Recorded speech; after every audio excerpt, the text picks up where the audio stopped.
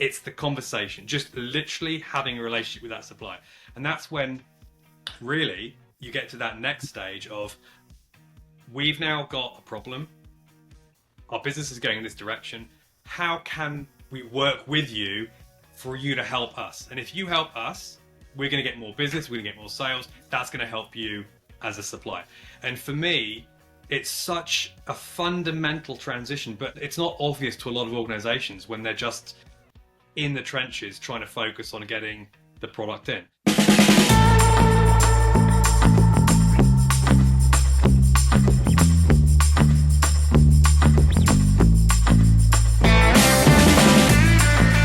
Thanks so much for joining another edition of The Never-Ending Climb for a Stronger Supply Chain and Procurement for Companies Running SAP. Today, we've got Richard Brattle, and Rich has a fantastic experience working for both British and German, and you know that means it's discipline process in supply chain leadership, creating the strategic supply chain plans that help those large organizations run, getting into like tier one automotive suppliers. So you know that these are the teams that are leading the other industries, and most other industries like utilities are catching up to what automotive was doing 30 years ago. So Rich, thank you so much for joining us today. Pleasure. How you doing? Amazing. Thanks so much again. I love the way you are taking what I consider to be an underserved niche in the market and showing up for organizations that know they need to level up. They might not be able to hire a full-time person to help them, but they know they need help, and they don't just need another strategy presentation, but they need help with figuring out the strategy and getting it done. And organizations that are maybe earlier in the maturity, I think is maybe a fair way to say it. Yeah, absolutely. Yeah. Amazing. Yeah, I mean, that's exactly it. What I found is running supply chain management and a category management organization for Siemens Energy and Rolls, the aeroderivative gas turbine side of things, is the importance of making sure that you understand your data. The fact that it's clean, it's consistent, it's transparent to the full organization is absolutely critical as that base foundational level to understand, okay, this is where we're starting out right now. A lot of organizations, including the large ones, don't have that. They still don't have that. And what we're finding is that in that small to medium space, they definitely don't have it. So taking the learning we had in terms of the data, then understanding the analytics of the data to say, okay, where is our spend? Which suppliers are we using? Where do we have fragmented spend? Do we have commodities and categories which we can actually leverage that spend with our suppliers? It's something that a lot of the small, medium enterprises just don't do. So by taking that structured approach of understanding the data, understanding what you're doing with that data, so what are the suppliers you're actually utilizing, you're using, and then understanding what challenges that the organization has, is the first step to say, okay, that's kind of where we are, this is where we need to get to, and how are we going to get there? And that knowledge, that expertise is something that I think is proving very useful to transfer that across to these small, medium companies that really aren't focusing on anything other than trying to get the product in to support the operations, to keep that factory going. And that's where we're finding that a lot of these very, very capable companies with really good teams are just focusing on getting parts in the door at the right price on time, and they're leaving a lot of value on the table. Yeah. The value on the table, I think, is where the maturity that your experience can help unlock, right? There's the getting the job done, and there's good, and nobody's trying to get to perfect because nobody's going to be letting the perfect stand in the way of the good, but there's ways to keep growing and keep getting better. And there's these foundational layers of understanding the data. I know your team does some great work in training and helping bring some of that experience to organizations. They know they need to level up, but maybe they're so busy putting out the fire that's going to happen tomorrow unless this gets done, that they don't get to kind of lift up and step back and look at the bigger picture as often as they need to. It's interesting because, as you know, when you're trying to build your supply chain strategy and actually make sure the supply chain is delivering what you need, one of the fundamental questions is, well, what do you want? Where do you want to go? And interestingly, we've even seen that some clients have struggled with being able to articulate where their business is going, what their growth plan is beyond the next 6 to 12 months. So part of that very early engagement is just saying, okay, well, where do you want to be? What are the current pain points you have right now? And what is a good, effective supply chain for you in the future? So, do you need to have all of your ESG elements built into your supply chain? Do you need your cost to be 5%, 10%, 20% lower? Okay, but why? Because it's very easy to give those requirements without actually, oh yeah, I want 20%. Okay, but why do you need 20%? Is 10% good enough to get you that market that you require? If it is, let's get that 10% and then let's address some of the other issues. So, yeah, absolutely. It's just that initial what do you actually want and require is another one of those fundamental inputs into the development of a strategy so you can start crafting that supply chain to deliver what you need it to. So, for example, getting the requirements, getting the data, understanding where your spend is, and that's when you can start identifying all those little nuggets of gold where you see, we've been spending more and more and more with this particular supplier, 5% increase year on year, yet the price has been increasing 10% year on year, and quality and delivery has been going down. So why are we giving them more business? We're paying more from a price perspective, and the performance we're getting from them is going down. So it's getting all those elements together and then trying to articulate internally in the organization, what should we do about it? And I find sometimes that's an issue. You might have even if you have got the data, now what do we do about it? How can we sell the pitch, the story internally, so we get the buy-in from the company to actually go ahead and invest money in doing a strategic negotiation, doing a supplier transfer, in loading product into the factory.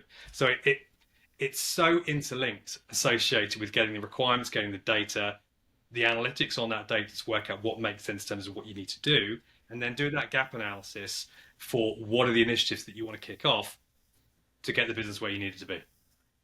What I love about that is no matter the size of the organization, when you can bring it back down to basics, I think everybody needs a good reminder sometimes of what are those fundamental foundational basics, because there's organizations that are out there that are taking that for granted, right? Yes. I think I would imagine that when you're out there helping organizations with their supply chain, with their strategy, you're running into some basics like contracts that maybe were not as well managed, or, the relationships, and how sometimes I tend to think about the answer to the problem you're trying to solve is probably not in the four walls of your company. So get out there and talk to people and build some relationships. And where those foundational pieces of maturity are so important. What are some of the most common things that you come across where people have missed some of the basics? They maybe thought they had them, or they really need a reminder of what are some of the basics that if you're not at least doing these things, you've got some homework to do.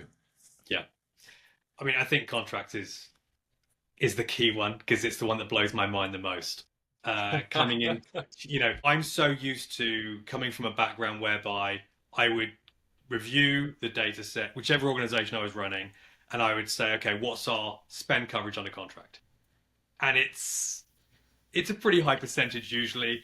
And when it comes to your key strategic suppliers, it's 100%, or at least it's not 100% because you're in the process of renegotiating something that's coming up. But many clients that we've seen, we've got one example where we had hundreds of suppliers and they had two contracts. Two. So in that instance, it's a case of, that of course you've got your back of order PO terms, but that's just an example of where so much value is left on the table. There is no relationship with the supplier apart from a transactional purchase order relationship. So the supplier just assumes the next time they get business is when the PO comes. They don't know when it's going to be. There's not really any business reviews with that particular client. They're not talking about how we're doing, how we're performing. They don't know what's the new strategic programs. So that for me is such a fundamental opportunity to say, right, with that given supplier, communicate with them where you are from a spend perspective, communicate where you are from a challenge perspective. So that could be their performance as well. Put in place a contract that is a win-win for both sides. That particular supplier can say, okay, I've got a 5-year deal, 10-year deal with this particular client. We've got a degree of commitment with that particular supplier. And then the client's able to start building in price escalation, de-escalation clauses. Then you can start adding in things such as transparency. You can start adding in things such as your code of conduct. This is when you can really develop that relationship from being pure transactional to strategic. And even if you don't want to have a strategic relationship with that supplier, they're not your partner. You don't want to do design for X events with them. You don't want to share IP. That doesn't necessarily matter. If you're in a relationship with them, you're spending a significant amount of money with them, and you want to use them for a sustainable period, put in place a governance structure with them and communicate. That's the other thing. I'm sure you've seen me talk about it on LinkedIn many times. The key thing there is have your business review, have your emails, have your touch point, have your phone calls. We had an example whereby, and this is where things like supplier portals are so important. I don't want to jump around too much, but we've had examples where a client has assumed that they've got a delivery coming the following month. They call up the supplier, said, okay, we've got a delivery, it's critical in a month's time. Have you got the order? And bear in mind, this is a 9-10 month lead time component. We don't know what you're talking about. We don't have an order. The client had done some analysis in their system to say, okay, let's create a purchase order to do some inventory analysis in terms of what future impact would be. And they left the PO in the system. So they think, per their ERP, they've got delivery coming in. They think it's been submitted to the supplier. Supplier's unaware of it. So then there's a last minute scramble. So we can put a whole conversation about EDI around how you can have portals, etc., with the vendor. But let's just take away tech for a second. If there'd been a phone call once a week, if there'd been a business review once a month, that would have come up. And so for me, it's the conversation, just literally having a relationship with that supplier. And that's when really you get to that next stage of we've now got a problem. Our business is going in this direction. How can we work with you for you to help us? And if you help us, we're going to get more business, we're going to get more sales. That's going to help you as a supplier. And for me, it's such a fundamental transition, but it's not obvious to a lot of organizations when they're just in the trenches trying to focus on getting the product in. And exactly to your point, we had one particular challenge whereby we were trying to take out cost. Our client had some major cost issues, and this one particular supplier we engaged explained, we took them through the strategy which they'd never had before. We explained the growth, we explained where the business was, the challenges, what's going well, what's going badly. We articulated why we needed to reduce a certain percentage of cost. And the reason for it, not just picked out of thin air, it was this is the number we need for these reasons. And they said, okay, let's digest it. We gave them a week to digest the feedback.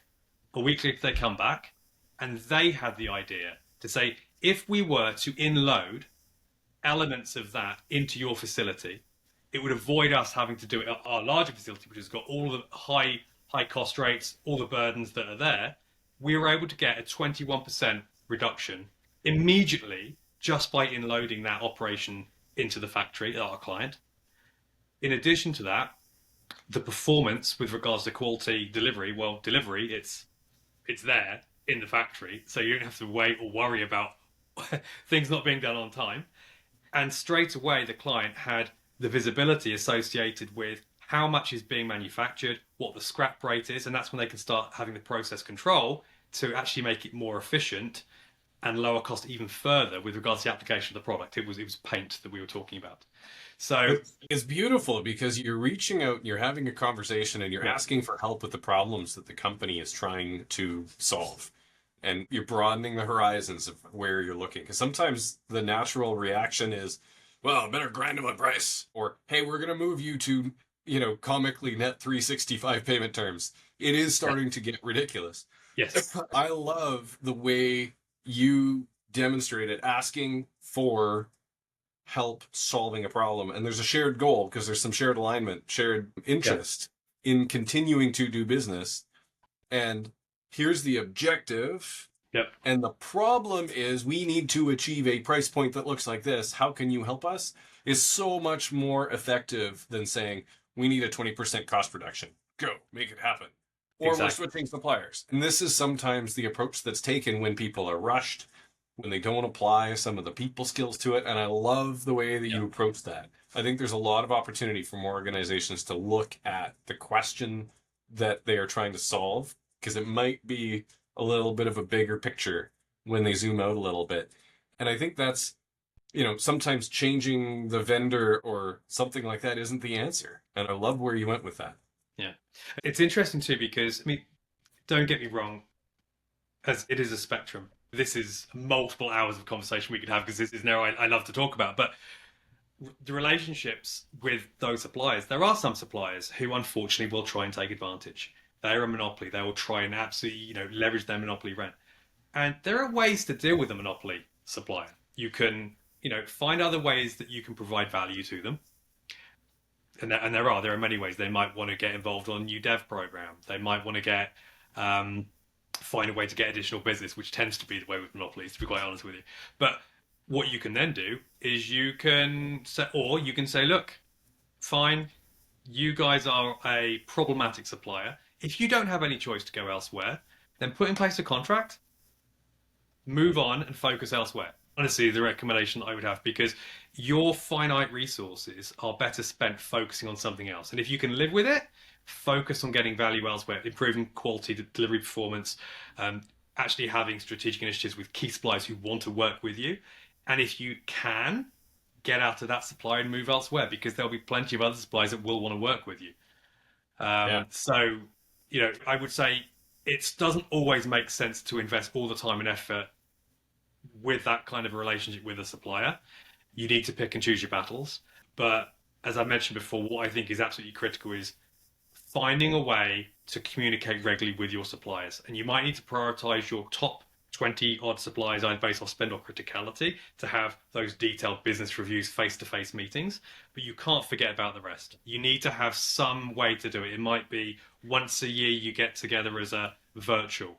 It might be having that communication between your MRP controller and their point of contact. So it's not just when things go wrong, because when I was with Siemens and Rolls, especially as I got more and more and more senior, when I would be getting involved with suppliers specifically was because when my team couldn't manage an issue and it was being escalated. So the majority of the conversations were not particularly fun conversations. I love it. I think what I take away from it, Rich, is that get out there and build the relationship with suppliers, because the Absolutely. technology is interesting, but it's the R in SRM, in the relationship, where the best results can flow. Richard, thank you so much for joining us today. If one of the folks watching wants to get in touch with you for help, for support, what's the best way for somebody to get in touch with you? Yeah, absolutely. So a couple of ways. Firstly, the easiest way is probably going straight to my LinkedIn, Richard Brattle, and you can just connect with me, send me a message, and I'll call you guys straight back. Or via email, richard@brace-associates.com. Amazing. Thank you so much for joining, Rich. And this has been another edition of Never Ending Climb for stronger supply chain and procurement for companies running SAP. Thanks again, everybody. See you next week.